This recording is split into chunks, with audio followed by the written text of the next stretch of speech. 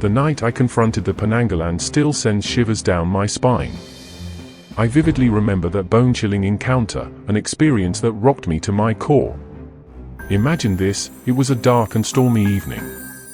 Rain lashed against my window relentlessly, creating a rhythmic percussion that seemed to intensify the eerie ambience of the night.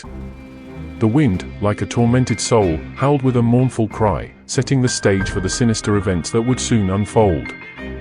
My room was cast in an eerie, wavering light as the gusts of wind caused the nearby trees to cast eerie, dancing shadows on the walls. The occasional flash of lightning revealed fleeting glimpses of the outside world, making it seem even more mysterious and foreboding. The Penanggalan, a dreaded and otherworldly creature, was said to be most active on nights like this. My heart pounded like a drum in the face of this supernatural storm.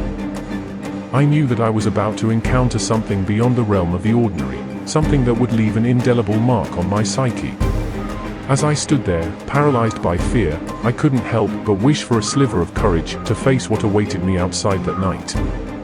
That dreadful encounter with the Penanggalan would soon be etched into my memory, an experience that still gives me shivers to this day. As I lay in bed, oblivious to the terror that awaited me, a strange feeling of unease washed over me. I couldn't shake off the sensation that I was being watched, an unseen presence lingering in the shadows. Ignoring my paranoia, I tried to drift off to sleep. But just as I was about to succumb to slumber, a blood-curdling scream pierced the silence. It was an otherworldly scream, filled with sheer agony and despair. A chill ran down my spine, making every hair on my body stand on end. The room was dimly lit, with feeble moonlight seeping through the curtains. I could barely make out the furniture and the various objects that populated my room, but the darkness concealed the corners and the farthest reaches. In that obscurity, a subtle, ghostly figure seemed to linger, casting a pall over the room. The window, a source of that eerie moonlight, framed a night outside that was almost surreal. The moon bathed the surroundings in an ethereal glow, yet its light couldn't reach far enough to dispel the sinister shadows that clung to the room. The scream, as if it came from some distant nightmare, was impossible to locate. It sent shivers down my spine, and I couldn't help but contemplate the source of such pure, unbridled terror. My heart raced, and I knew that the tranquility of that night was forever shattered. I was not alone in the darkness. Something unseen, something malevolent, shared the room with me. My heart pounded in my chest as I cautiously moved closer to the source of a ghastly noise.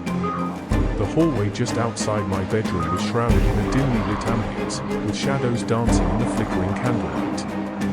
And then, to my sheer horror, I saw her. Inexplicably suspended in the air, her severed head was grotesquely detached from her body. She was the dreaded Penanggalan, a malevolent creature of folklore. Her entrails, saturated with blood, dangled like repulsive vines, swaying in eerie rhythm with her movements.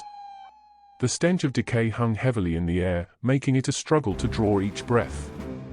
The Penanggalan is a nightmarish entity from Southeast Asian tales, known for her ghastly appearance and a penchant for feasting on the blood of the living. At night, she detaches her head from her body, leaving her entrails behind as she hunts for unsuspecting victims. Encountering her was like confronting a living nightmare. My heart pounded in my chest as I cautiously moved closer to the source of a ghastly noise. The hallway just outside my bedroom was shrouded in a dimly lit ambience, with shadows dancing in the flickering candlelight. And then, to my sheer horror, I saw her. Inexplicably suspended in the air, her severed head was grotesquely detached from her body. She was the dreaded Penanggalan, a malevolent creature of folklore. Her entrails, saturated with blood, dangled like repulsive vines, swaying in eerie rhythm with her movements. The stench of decay hung heavily in the air, making it a struggle to draw each breath. The Penanggalan is a nightmarish entity from Southeast Asian tales, known for her ghastly appearance and a penchant for feasting on the blood of the living. At night, she detaches her head from her body, leaving her entrails behind as she hunts for unsuspecting victims. Encountering her was like confronting a living nightmare. Paralyzed by fear, I watched as her grotesque form writhed in the darkness. Her eyes glowed red with an unholy light, filled with malevolence and hunger. The Penanggalan's gaze met mine, freezing me in place as an overwhelming sense of dread consumed me. Her disembodied head slowly turned towards me, a sinister smile distorting her pale face. With bloodshot eyes, she whispered in a voice that echoed with malice, "You shall be my next feast." In the grip of paralyzing terror, I observed the horrifying sight unfolding before me. In the obscurity, her nightmarish figure twisted and contorted. Her eyes emitted an eerie, malevolent red glow, brimming with a sinister hunger that struck fear into my very core. The Penanggalan's gaze locked onto mine, rendering me motionless as an all-encompassing dread seized me. Gradually, her detached head revolved towards me, distorting her pallid countenance into a chilling, wicked smile. Her bloodshot eyes bore into my soul, and in a voice saturated with wicked intent, she uttered, "You are to be my next victim." Terror-stricken, I found myself ensnared in her chilling gaze. The fear that gripped me was paralyzing, and I desperately searched for a way to escape the abomination before me. In a feeble attempt to regain my composure, I summoned all the courage I could muster and stumbled backward. It was as if my legs were made of jelly. However, the Penanggalan, a creature that defied the laws of nature, moved gracefully toward me. Her elongated fangs glistened ominously in the dim light, ready to pierce my flesh. Pure instinct propelled me as I sprinted down the hallway, the cacophonous pounding of my heart drowning out all other sounds.